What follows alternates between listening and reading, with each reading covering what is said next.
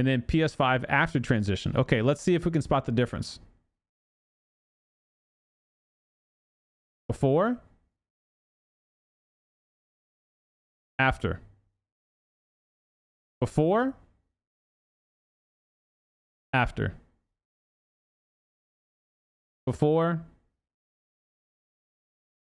after. I'm not gonna lie, that's the same image.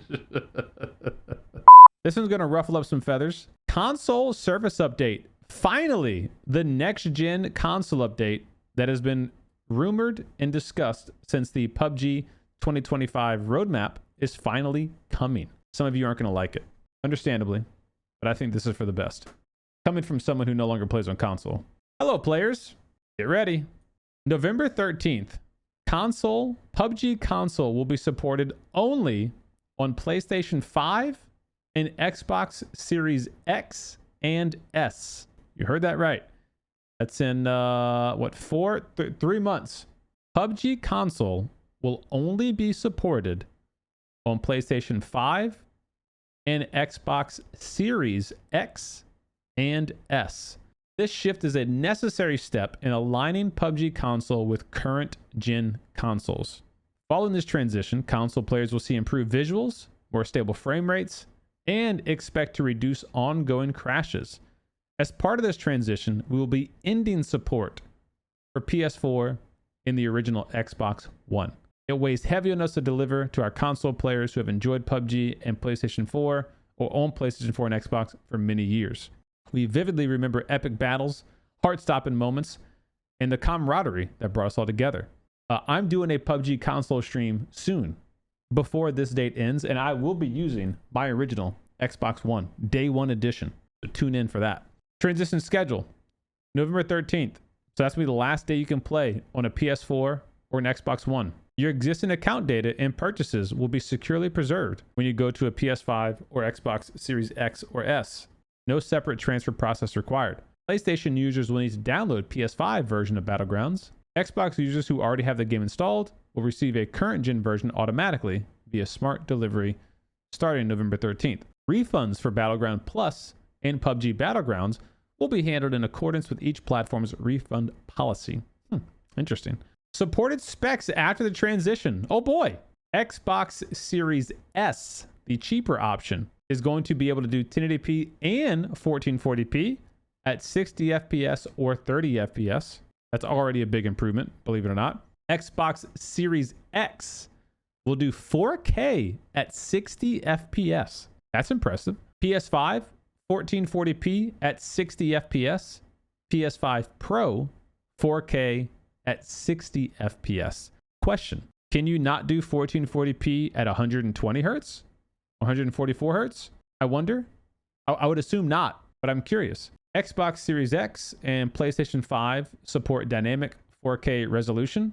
Now, dynamic 4K resolution, let's just be clear. This means that the game will adjust the resolution on the fly to reach and achieve the desired frame rate. So if it's set at 4K 60 FPS, presumably, unless there's an option that you can elect, the game will nerf the visuals to keep FPS high. Is this a before and after? Well, PS5 before transition to current gen, and then PS5 after transition. Okay, let's see if we can spot the difference. Before, after. Before,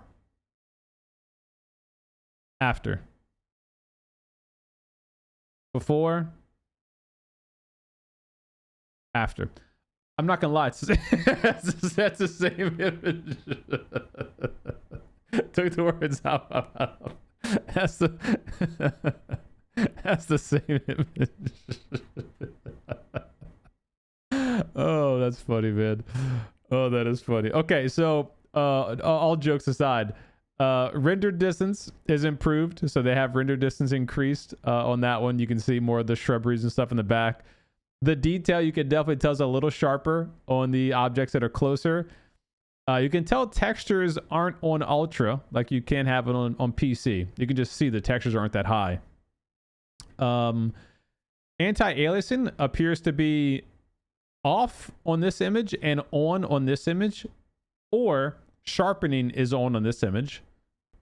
Shadows appear to be a bit better, a bit more pronounced. So they have shadows turned up on this bottom one. Post-processing does not look to be much higher though. That would be a very noticeable thing. If they had post-processing cranked up, that is a big performance hit though. So I understand why they wouldn't do that. Yeah, I don't know. I just kind of wish they'd let you choose. Because I'm assuming when you load up the new one, you're going to have a performance option or a resolution option. I wish you could fine tune it. The supported specifications for current gen consoles are determined through extensive technical review and internal testing. In particular, memory and graphical specifications have been configured with content updates in mind. To account for the difference in hardware, Xbox Series S will offer selectable options such as resolution mode and performance mode. As mentioned earlier, current gen console is not only aimed at providing, or the transition from, is not only aimed at providing a more stable environment, but also preparing for larger updates in the future. UE5. It updates an important step toward for the long-term growth of PUBG console and will allow us to respond more swiftly to the evolving needs of the console ecosystem.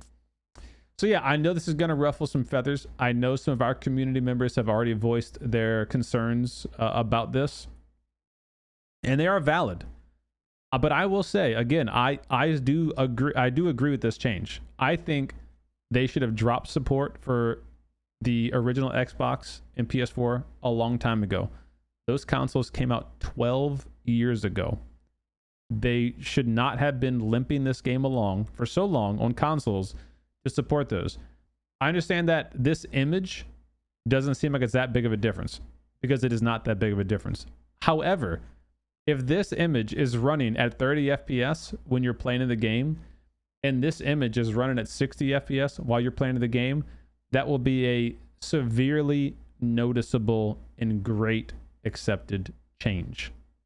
That'd be really, really good. And that's what it seems like they're doing. So if you have an Xbox Series X, you'll get up to 4K 60, PS5 Pro 4K 60, PlayStation 5 or Xbox Series S, you can do the graphic mode, higher resolution, lower FPS. I wouldn't do that. 1080p 60 FPS, I would do that. The performance mode, and PlayStation 5, because I guess it's a little bit stronger of a system, can do 1440p 60 FPS. There you go. Yeah, of course you have to have a 4K TV to support that, of course.